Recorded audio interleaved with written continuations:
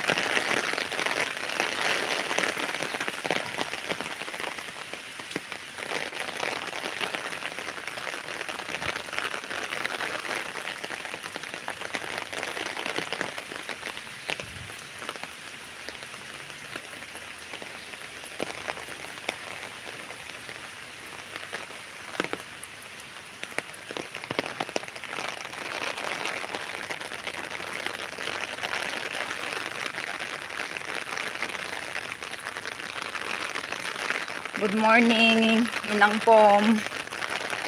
Ito, walking ako. And it's raining. Ano ba yung title ko? Tuesday yata instead na Thursday. Instead na Wednesday. Ano ba yun? Good morning, Sis Katya. Ito, walking ako. Kasi pupunta ako nung Monday sa clinic. Nakalimutan kong ipa-renew yung reseta ko. Hindi ako pwedeng bumili ng gamot na walang reseta. At saka isa pa, free kasi pag may reseta, kaya lumabas na ako. Kasi mamayang hapon, mas malakas ang ulan. Kaya ngayon na lang ako lalabas after breakfast. Tamsak, harang ateng. Biji-biji at may. Sige lang, Inang, sige lang.